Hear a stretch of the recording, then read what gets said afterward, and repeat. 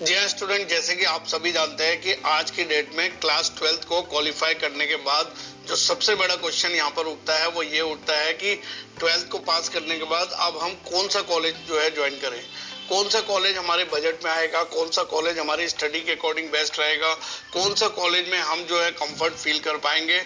और ये डिसीजन एक बहुत ही क्रूशियल डिसीजन है। वो इसलिए है क्योंकि यहाँ पर आप अपनी जिंदगी के 3 साल बिताने वाले हो अगले, जो कि आपकी लाइफ के करियर के ग्राफ को ऊपर या नीचे ले जाने में बहुत बड़ा रोल जो है प्ले करने वाला है।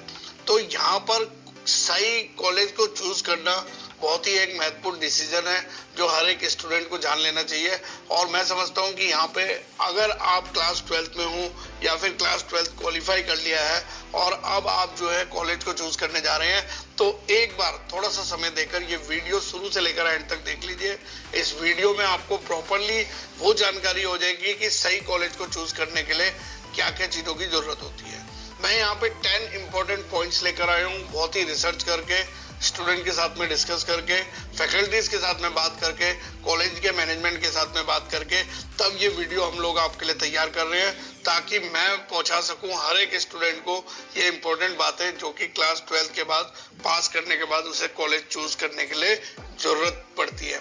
और अगर आप ये वीडियो देख लेते हो तो कहीं ना कहीं पे आपके बहुत सारे डाउट क्लियर होने वाले हैं। तो चलिए स्टूडेंट स्टार्ट। दोस्तों, मैं हूँ दीपक सिंह गोसाई और मैं हूँ यहाँ पर आपका करियर काउंसलिंग दोस्त, जो कि आपको आपके करियर में आगे बढ़ाने के लिए हर एक वीडियो वो हम लेकर आते हैं जो स्टूडेंट को मदद करता है। नए आए हो तो चैनल को सब्सक्राइब कर लीजिएगा। हम बात कर रहे हैं 10 उन पॉइंट्स की जो कि कॉलेज को चूज करने के लिए जरूरत पड़ती है। अगर हम एक एक करके चलते हैं यहाँ पे, तो यहाँ पर आज हम बात करेंगे कि analyse what you want to study, फिर उसके बाद हम लोग choice of college, proficiency of teaching faculty, student faculty ratio, फिर बात करेंगे location of the college, fees that you pay, campus, reputation of college, your choice, फिर मेक राइट डिसीजन। ये ऐसे 10 पॉइंट है जो मैं आपके आज के इस वीडियो में एक्सप्लोर करने जा रहा हूँ। तो चलिए स्टूडेंट, एक के बाद एक हम लोग स्टार्ट करते हैं। सबसे पहले देखिए क्या स्टूडेंट आपको जानना है। आपको जानना यहाँ पे ये है, analyse what you want to study. सबसे पहले तो आपको ये पता होना चाहिए कि हम क्या पढ़ने जा रहे हैं, मेरे को कौन से स्ट्रीम में एडमिशन लेना है, मेरे को पढ़ना क्या है, उस चीज को सबसे पहले एनालाइज करना है। कॉलेज का नाम तो बाद में आएगा। तो सबसे पहले आपको अपना देखना है कि मेरे को क्या चीज पढ़ना है, उसको परखना है, उसको एनालाइज करना है। अब जब हम एनालाइज करते हैं तो देयर आर डिफरेंट पॉइंट्स। सबसे पहले which stream you want to study, वो कौन सी स्ट्रीम होगी जो आपको पढ़नी है, चाहे वो साइंस है, कॉमर्स है, या कोई आपका टेक्नोलॉजी से रिलेटेड है, कंप्यूटर से रिलेटेड है, आर्ट है, वो सबसे पहले आपको डिसाइड करना है। जब इस क्वेश्चन का आंसर आपके पास मिल जाएगा तो इसे एक डायरी में लिख लीजिए। फिर उसके बाद देखिए कि व्हाट इज योर एबिलिटी। कहीं ऐसा तो नहीं है कि आप साइंस स्ट्रीम लेने जा रहे हैं और आप इतनी एबिलिटी रखते ही नहीं है कि साइंस को आप क्वालिफाई कर पाएंगे। किसी प्रेशर में, किसी इमोशनल प्रेशर में, फैमिली प्रेशर में, या जो है अपना ग्रुप प्रेशर में आप जो है एक ऐसा स्ट्रीम चूज करने जा रहे हैं जिसकी एबिलिटी आपके पास है ही नहीं। तो ऐसा कभी मत करिएगा। जिस चीज में आपका इंटरेस्ट हो, जिस चीज में आपकी एबिलिटी हो, वही स्ट्रीम आपको चूज करनी होती है। योर फैमिली सपोर्ट फाइनेंशियली और इमोशनली, आपको ये भी देखना होता है कि जब मैं कॉलेज ज्वाइन करने जा रहा हूँ तो इस कॉलेज को ज्वाइन करने में बैक साइड से मेरी फैमिली का फाइनेंशियली सपोर्ट है या नहीं है, या इमोशनली सपोर्ट है या नहीं है। उस चीज को भी आपको बहुत अच्छे से बेहतर जान लेना चाहिए। फिर साथ ही साथ में यहाँ पे आपको अपनी वीकनेस भी जाननी चाहिए। क्या इस कॉलेज में मैं जो है बिल्कुल परफेक्ट तरीके से उतर पाऊंगा और मैं अपनी ग्रेजुएशन को कर पाऊंगा, क्या कमजोरियां हैं मेरे अंदर में, क्या चीज मैं नहीं कर पाता हूँ, वो सब जानना भी आपको बहुत जरूरी है। फिर उसके बाद what are the scope you are looking in this stream, वो कौन कौन से स्कोप हैं। जब आप इस स्ट्रीम के थ्रू ग्रेजुएट हो जाएंगे तो कहाँ कहाँ पे आपको अपॉर्चुनिटीज मिलेंगी, मौके मिलेंगे और आप अपने करियर को बनाओगे। And what is your interest, ये आपको पहले ही बता चुका हूँ कि किस चीज में आपकी रुचि है, किस चीज को आप जो है बहुत ही तहे दिल से प्यार करते हैं और उस काम को करने में या उस पढ़ाई को पढ़ने में आपको मजा आता है। इन सब क्वेश्चंस का आंसर्स अगर आपके पास हो जाता है तो आपका पहला पॉइंट क्लियर हो जाता है, analyse what you want to study. अगले पॉइंट में चलते हैं हम। तो यहाँ पे सेकंड पॉइंट है चॉइस ऑफ कॉलेज। जी हाँ, हमें कॉलेज को चूज करना है। अब यहाँ पे आपको क्या करना होगा, सबसे पहले तो जो भी कॉलेज अवेलेबल है जिसमें आप अप्रोच कर सकते हैं, जिसमें आप एडमिशन ले सकते हैं, उनकी एक लिस्ट तैयार करिए और अपने बजट भी बनाइए। आपका बजट क्या है उसके अकॉर्डिंग आप जो है लिस्ट तैयार करिए, बहुत सारे कॉलेज को उनको लिखिए। फिर आप क्या करिए, calculate the cost of tuition fees. Tuition fees जो कॉलेज को देनी होती है, रूम अगर आप वहां पे लेते हो तो वो है, कौन सा बोर्ड है, एंड अदर एक्सपेंसेस जो भी आपके खर्चे होने वाले हैं वहां पे, उन सबको अलग अलग कॉलेज के कैलकुलेट करिए। अलग अलग कॉलेज, किसी कॉलेज का कोई अमाउंट आएगा, किसी का कुछ अमाउंट आएगा, सबको अपने पास रखिए। फिर seek the recommendation from teachers, counsellor and alumni. अब आप सलाह लीजिए अपने टीचर्स से या आपके जो भी काउंसलर्स हैं या कॉलेज के एलुमनी हैं, इनसे विजिट करिए, इनसे मिलिए, कंसल्ट करिए, बात करिए कि कौन सा कॉलेज जो है आपके लिए बेस्ट रहेगा। फिर उसके बाद ensure the offer the courses and major that aligns with your interest and career goals. सबसे पहले तो ये सुनिश्चित कर लीजिए कि जो कोर्सेज कॉलेज ऑफर कर रहा है क्या ये आपके रुचि से मेल खाता है, और जो आपने गोल अपनी लाइफ का रखा है, करियर का रखा है, उसको प्राप्त करने में ये कोर्सेज मेरे को मददगार होंगे या नहीं। ये पॉइंट्स अगर आपके सारे क्लियर हो जाते हैं तो आप चॉइस ऑफ कॉलेज करने में इजीली आपके लिए हो जाएगा और आप इजीली एक अच्छा कॉलेज अपने लिए चूज कर पाएंगे। लेकिन अगले पॉइंट में,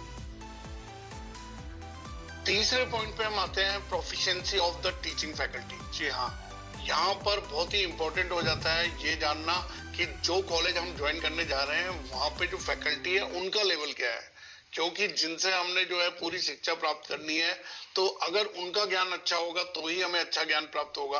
तो इसलिए यहाँ पर कुछ ऐसे पॉइंट्स मैं लेकर आया हूँ जो आपको जरूर जानना है। क्या क्या वो पॉइंट है, सबसे पहले देखिए क्या लिखा है, get information about the college professors and there teaching method. सबसे पहले तो आप ये निकलवाइए कि ये कॉलेज में जो प्रोफेसर्स हैं, यहाँ पे जो भी लेक्चरर है, जो भी फैकल्टीज है, उनका जो है टीचिंग मेथड क्या है और वो कौन लोग हैं, क्या उनका एक्सपीरियंस है। जैसे कि सेकंड पॉइंट में दिया है कि qualification and experience of faculties, ये जानना बहुत जरूरी है। ऐसा तो नहीं है कि कोई ऐसा 1 या 2 साल का एक्सपीरियंस या अनएक्सपीरियंस लोग वहां पे पढ़ा रहे हैं, तो ऐसे लोग आपको जो है करियर बनाने में कोई ज्यादा मदद नहीं कर पाएंगे। फिर आपको seek the feedback from the current and farmer students. ये तो मैं हर स्टूडेंट को बोलता हूँ, अगर किसी कॉलेज के बारे में जानना हो ना तो उसके कॉलेज के मैनेजमेंट के पास कभी ना जाए। हर कॉलेज अपने आप को, हर मैनेजमेंट अपने आप को अच्छा और बेस्ट बताएगा, लेकिन अगर सही में जानना है तो उस कॉलेज में पढ़ चुके स्टूडेंट्स या पढ़ने वाले स्टूडेंट्स आपको एक्यूरेट चीज बता पाएंगे उस कॉलेज की, तो वहां से जरूर फीडबैक लीजिएगा। If possible attend the demo classes of different faculties. अगर कॉलेज एक आपको अपॉर्चुनिटी दे रहा है कि you can attend the demo classes, तो मस्ट है जाइए वहां पर, डेमो क्लासेस लीजिए। डेमो क्लासेस में आपको 50% क्राइटेरिया वहां पर क्लियर हो जाएगा उनके पढ़ाने का मेथड, उनका चाहे वो कितना भी अच्छा प्रेजेंटेशन दे दे, लेकिन आप वहां पे 50% ये जान पाओगे कि इस कॉलेज में किस तरीके से जो है पढ़ाई कराई जाती है। Accessibility of faculties outside from college hours. क्या यहाँ पर जो हमारे फैकल्टीज हैं, प्रोफेसर्स हैं, लेक्चरर्स हैं, कॉलेज आवर्स के बाद भी हम उनको एक्सेस कर सकते हैं कि नहीं कर सकते हैं, उनसे मदद ले सकते हैं, उनसे सपोर्ट, उनसे गाइडेंस ले सकते हैं कि नहीं ले सकते हैं। ये पॉइंट्स अगर आप जान लेते हो तो ये भी आपको मदद करता है एक अच्छे कॉलेज को चूज करने में। अगला बढ़ते हैं हम लोग यहाँ पर, तो अगला आता है हमारा यहाँ पर स्टूडेंट फैकल्टी रेशियो। जी हाँ, ये तो बहुत ही जरूरी है।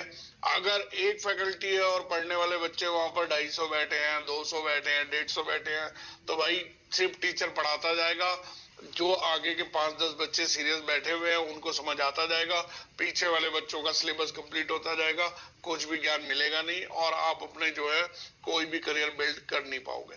तो स्टूडेंट फैकल्टी रेशियो बहुत जरूरी है कॉलेज का जानना कि इस कॉलेज में कितने स्टूडेंट को एक फैकल्टी पढ़ाता है, उसका रेशियो बोला जाता है। जनरली अगर जैसे स्कूल्स में देखा जाए तो 1:25 का रेशियो होता है, यानी कि एक टीचर 25 स्टूडेंट्स के लिए होता है। अगर अच्छे कॉलेजेस में चले जाएं तो वहां पे 15 से 18 भी रखे जाते हैं, जो कि एक कॉलेज में एक फैकल्टी 15 से 18 बच्चों को पढ़ाता है। Get information about the faculty student ratio is very important. ये है, less student under one faculty can pay more attention to an individual student. जी हाँ, अगर फैकल्टी के पास स्टूडेंट बैच में कम रहेंगे तो वो ज्यादा से ज्यादा फोकस कर पाएगा और ज्यादा से ज्यादा इंडिविजुअली स्टूडेंट को उनको अटेंड कर पाएगा।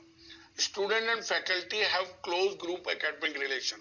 अगर आपका जो है स्टूडेंट और फैकल्टी का रेशियो बहुत कम है तो ऐसे में आपका एकेडमिक ग्रुप रिलेशन अपनी फैकल्टी के साथ में बन जाता है, जो होना बहुत ही जरूरी होता है आपको पूरे करियर को बनाने के लिए।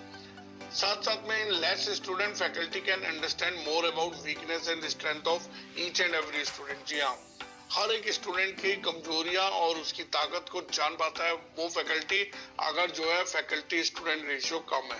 अगर बहुत बड़ा बैच होगा तो वहां पर टीचर के लिए इम्पॉसिबल हो जाता है हर एक स्टूडेंट के बारे में जानना। चलिए स्टूडेंट, अब तो जो पॉइंट आ रहा है हमारा यहाँ पर वो है लोकेशन ऑफ द कॉलेज। जी हाँ, ये बहुत ही इंपॉर्टेंट है। यहाँ पर अगर आप देखें, सबसे पहले आपको क्या करना है, research the cost of living in the area.